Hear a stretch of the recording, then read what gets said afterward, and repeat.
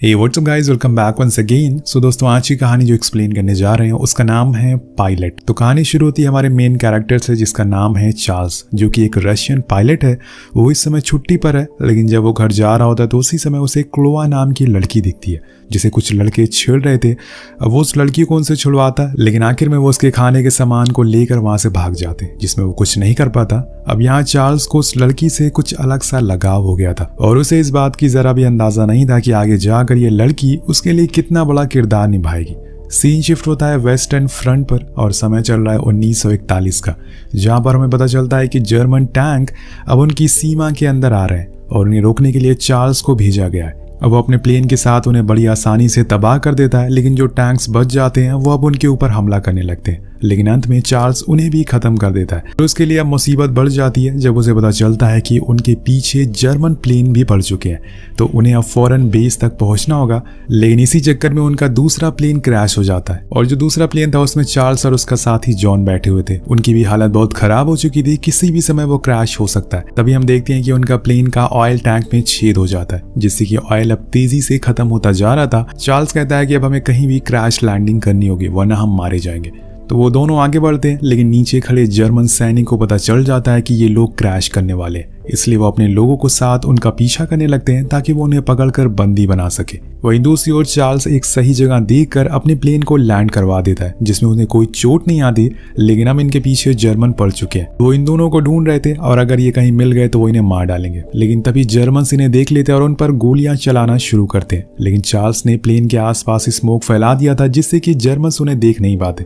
लेकिन तभी अचानक से एक धमाका होता है जिससे कि चार्ल्स बेहोश हो जाता है। तब जॉन उसे अपने कंधे पर बैठाकर वहां से भागना शुरू करता है और जंगल के बीच में आ जाता है, जहां उसे एक नदी मिलती है जिसके किनारे एक बर्फ के टुकड़े पर वो चार्ल्स को लिटा देता है और उसे नदी में बहा देता है और खुद जंगल की ओर भाग जाता है। लेकिन कुछ ही देर बाद हमें एक गोली की आवाज सुनाई देती है, यानी कि उसे मार दिया गया है। वहीं दूसरी ओर हम चार्ल्स को देखते हैं जो अभी भी पानी में तैरे जा रहा था, लेकिन कुछ ही देर बाद उसे जर्मन्स देख लेते हैं और गोलियां चलाना शुरू करते हैं। उनकी आवाज सुनकर वो उठ जाता है और खुद की जान बचाने के लिए भागने लगता है, लेकिन तब तक एक गोली उसके पैर में लग जाती है जिससे कि अब उसका चल पाना बहुत ही मुश्किल हो चुका था। लेकिन उसने फिर भी जैसे तैसे खुद की जान बचाकर एक जगह जाकर छुप जाता है और वहीं पर आग जलाता है, क्योंकि ठंड बहुत ही ज्यादा और ऊपर से वो भाग भी नहीं सकता, क्योंकि ठंड बहुत ही ज्यादा और ऊपर से वो भीगा हुआ है। अगर उसे गर्माहट नहीं मिली तो वो ठंड से ही मारा जाएगा, इसलिए वो पूरी रात वहीं गुजारता है क्योंकि यहाँ पे वो सेफ भी है। तभी उसे क्लोआ याद आ जाती है जिसे उसे अपना खाना दिया था और खुद के राशन के टिकट भी दिए थे, क्योंकि उससे खाने को उन लड़कों ने चुरा लिया था। अब चार्ल्स के लिए क्लोआ का महत्व बहुत ही ज्यादा था और यही वजह है कि वो ऐसे समय में भी उसे याद कर रहा है। वो रात गुजारने के बाद अगले दिन फिर से अपने सफर शुरू करता है, क्योंकि जितनी जल्दी हो सके उसे अपने लोगों के पास पहुंचना है या फिर किसी रशियन के पास जो उसकी मदद कर सके, वरना जर्मन उसे ढूंढ लेंगे। और इसलिए वो पूरे रास्ते बस चलता ही रहता है। हालांकि उसे चलने में बहुत कठिनाइयों का सामना करना पड़ता है क्योंकि बर्फ बहुत ही ज्यादा मोटी है। रास्ते में उसे कुछ पेड़ के बीज भी मिलते हैं जिन्हें वो खा लेता है, क्योंकि पेट तो भरने के लिए कुछ तो करना पड़ेगा। जिसके बाद वो उस रात फिर से आग जलाता है और वहीं ठहरता है, लेकिन तभी उस पर कुछ भेड़िए हमला कर देते हैं। एक तो उसके बहुत ही करीब आ जाता है उसे मारने के लिए, लेकिन तभी उसे याद आता है कि उसके पास तो बंदूक है, जिसका इस्तेमाल करके वो उन्हें भगा देता है और फिर सो जाता है। लेकिन पूरी रात वो डर में गुजारता है जर्मन्स और भेड़िए के लिए। अगली सुबह वो फिर से चलने की तैयारी में लग जाता है, लेकिन वो भेड़िए ने उसका पीछा नहीं छोड़ा था। वो अभी भी उसके पीछे भाग रहे थे और यहाँ चार्ल्स भी भागना शुरू करता है, लेकिन वो ज्यादा तेज भाग नहीं पाता, जैसे कि हम जानते हैं कि उसके पैरों में गोली लगी है। लेकिन फिर भी वो भागते भागते ऐसी जगह पहुंच जाता है जहां पर कुछ ही दूरी पर जर्मन्स का बेस था, यानी कि खतरा यहाँ भी मौजूद है। लेकिन तभी वो देखता है कि आसमान से रशियन प्लेन उन पर हमला कर रहे हैं और इनकी आवाज सुनकर वो भेड़िए भाग जाते हैं। अब रशियंस उन जर्मन्स को भी मार देते हैं, जिसकी वजह से वो अब सेफ था, लेकिन कब तक ये हमें नहीं पता। अब वो वहीं बैठा रहता है क्योंकि आगे चलने की उसकी हिम्मत अब हो नहीं रही है। उसके पैर में काफी दर्द भी हो रहा है।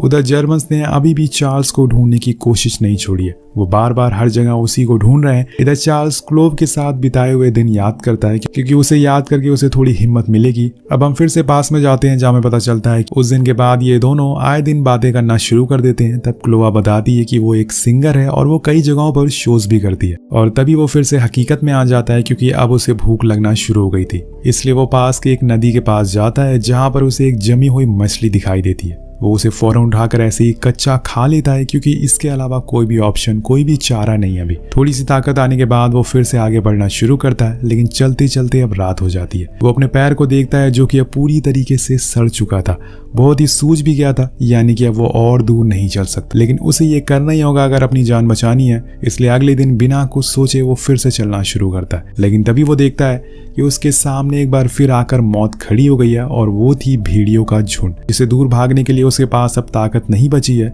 इसलिए वो रेंगते हुए आगे बढ़ना शुरू करता है। लेकिन अब उसकी मौत नजदीक आती जा रही थी, और तभी हम देखते हैं कि वो एक गड्ढे में जाकर गिरता है, जिसकी वजह से उसका हाथ में एक लकड़ी घुस जाती है। लेकिन कहीं ना कहीं ये उसके लिए अच्छा हुआ था, उसकी जान तो बच गई थी, क्योंकि वो भेड़िए उस गड्ढे में नहीं आ रहे थे, जिस वजह से उसे थोड़ी राहत मिल जाती है। अब वो वहीं आग भी जलाता है, क्योंकि उसे अब निमोनिया हो चुका था। ऊपर से उसके पैर की हालत अब इतनी ज्यादा खराब हो चुकी थी कि वो उसे बाहर ही नहीं निकाल पा रहा था, इसलिए वो लेटा रहता है और कुछ ही देर बाद वो बेहोश हो जाता है। और तब उसे एक बार फिर से क्लोआ के साथ बिताए हुए आखिरी दिन याद आते हैं। तब वो दोनों एक दूसरे को पसंद करने लगे थे। उसने क्लोआ से वादा किया था कि वो उसे वापस आकर शादी कर लेगा, लेकिन उसे इस बात का कोई अंदाजा नहीं था कि वो ऐसे हालातों में फंस जाएगा। इसी दौरान हम देखते हैं कि एक भेड़िया ऊपर से उस पर झपट्टा मार देता है और उसे खाने लगता है। अब उसके पास उसकी बंदूक भी नहीं थी, जिस वजह से कुछ नुकीले हथियार को वो ढूंढने लगता है। तब उसे वहां वही लकड़ी मिलती है और वो उस लकड़ी को उसमें घुसा देता है, जिससे कि वो खुद की जान बचा पाता है। अब नेक्स्ट सीन में हम देखते हैं कि एक लोकल आदमी अपने टांगे पर एक जानवर को रख कर ले जा रहा है, लेकिन उसके नीचे हम चार्ल्स को भी देखते हैं, यानी कि इस आदमी ने उसे जंगल में देख लिया था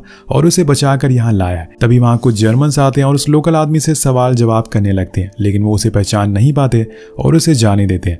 देन वो आदमी चार्ल्स को अपने घर ले जाता है, जहां उसे अपने बेसमेंट में छुपाता है। हालांकि वो आदमी था तो जर्मन्स, लेकिन उसके अंदर इंसानियत नाम की चीज अभी भी जिंदा थी, जिसके लिए उसे चार्ल्स को बचाया था। वो उसका इलाज करता और उसे कुछ खाने को भी देता है। लेकिन उसी रात जर्मन्स फिर से आते हैं, क्योंकि उन्हें उस आदमी से कुछ काम था।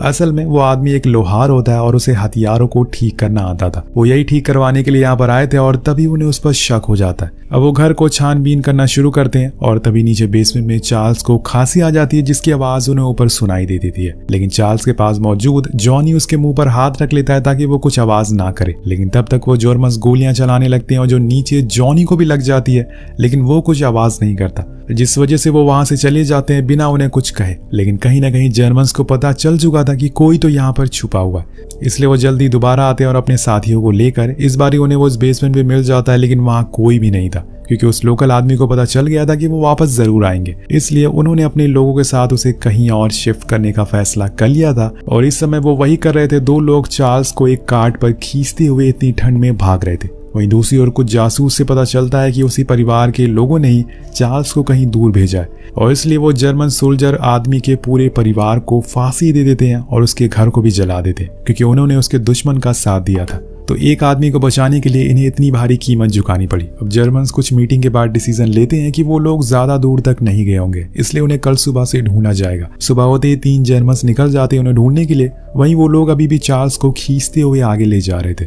उन्हें इस बात का कोई अंदाजा नहीं था कि उनके पीछे अब जर्मन्स भी लग चुके हैं। कुछ समय के बाद वो जर्मन्स उन्हें देख लेते और उनके पैरों के निशान की वजह से उन्हें पीछा करने लगते हैं। लेकिन तभी तेज हवाएं चलना शुरू हो जाती है, जिस वजह से उसके पैरों के निशान मिटने लगते हैं और अब उन्हें ढूंढने की दिक्कत हो रही थी। इधर दूसरी तरफ अब उन्हें आगे का रास्ता भी दिखाई नहीं दे रहा था, इसलिए वो फैसला करते हैं कि वो चार्ल्स को वहीं छोड़कर आगे जाएंगे और फिर आगे का रास्ता देखकर वापस आएंगे। लेकिन उनका ये फैसला गलत साबित होता है, क्योंकि अब जर्मन ज्यादा दूर तक नहीं है। वो थोड़ी देर में उसके पास आ जाते हैं और वहां उन्हें चार्ल्स लेटा हुआ दिखाई देता है। वो उसके पास जाकर चेक करते हैं कि वो जिंदा है या फिर मर गया। लेकिन तभी चार्ल्स अपनी बंदूक से उन्हें मार देता है। लेकिन तभी उसकी आवाज उन दोनों लड़कों को सुनाई देती है, जिससे कि वो भागते हुए उसके पास आते हैं। लेकिन वो जिंदा था। पर यहाँ उन दोनों लड़कों में आपस में ही लड़ाई हो जाती है, क्योंकि उन्हें लगता था कि चार्ल्स की वजह से उनकी जान जोखिम में आ चुकी है।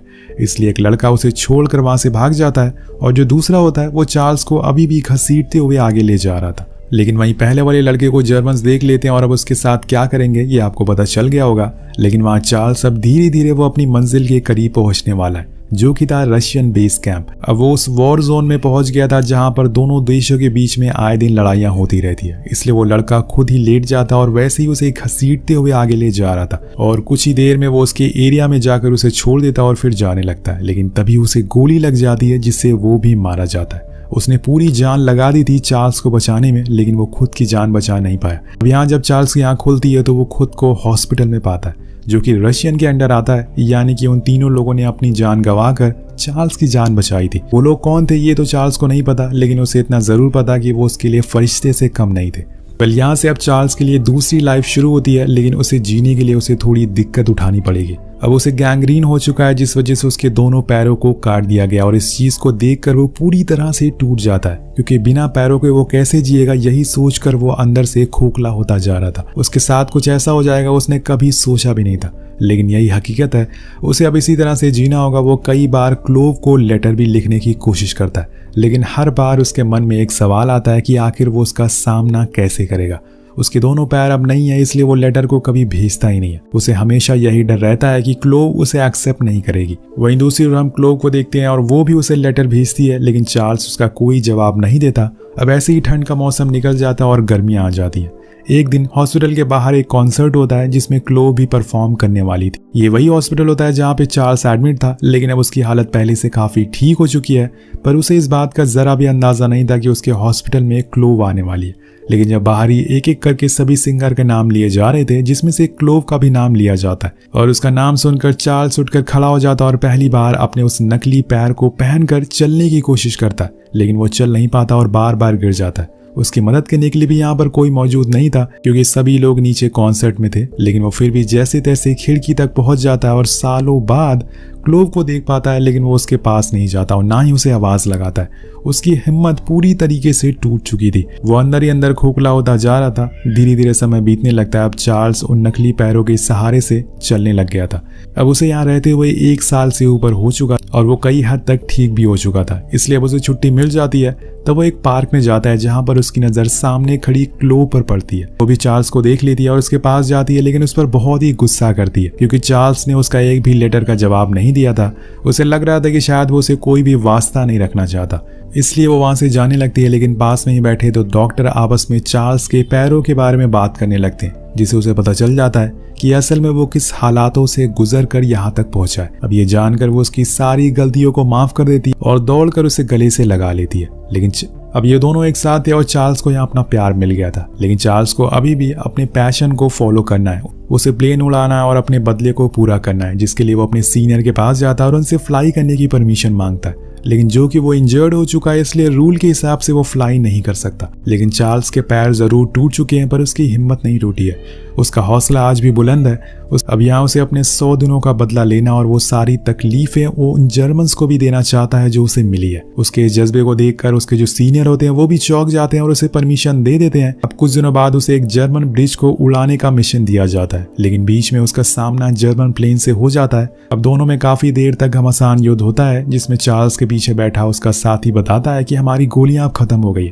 इसलिए हमें वापस चलना चाहिए। लेकिन चार्ल्स के दिमाग में कुछ और ही चल रहा था। वो अपना मिशन पूरा करे बिना तो यहाँ से नहीं जाएगा, इसलिए वो प्लेन को काफी नीचे ले जाता है और उस ब्रिज के काफी क्लोज आ जाता है। लेकिन उसी समय वो स्मोक को ऑन कर देता है, जिससे कि उसके पीछे वाले जर्मन प्लेन को कुछ दिखाई नहीं देता और वो जर्मन प्लेन सीधा जाकर ब्रिज से टकरा जाते हैं और कुछ इस तरह से वो अपने मिशन को पूरा करता है। अब बेस कैंप लौटने पर जब चार्ल्स प्लेन से उतर रहा होता है तो उसके पैर डगमगाने लगते हैं, वो गिर जाता है, जिससे कुछ लोगों को लगता है कि शायद उसने शराब पी रखी है। लेकिन तभी उसका साथी उन सभी को बताता है कि इसने जंग में अपने दोनों पैर खो दिए, लेकिन फिर भी अपने देश की सेवा कर रहा है। अब ये जानकर सभी सोल्जर उसे सल्यूट करते हैं, उसको सलामी देते हैं। जो चार्ल्स ने किया है वो शायद कोई और नहीं कर पाएगा। अब आखिर में हम कुछ पायलट्स की रियल फोटोज को भी देखते हैं, जिन्होंने अपने देश के लिए अपना सब कुछ कुर्बान कर दिया। क्योंकि एक सोल्जर ये नहीं पूछता कि देश ने उसके लिए क्या किया है, वो ये पूछता है कि वो देश के लिए क्या कर सकता है।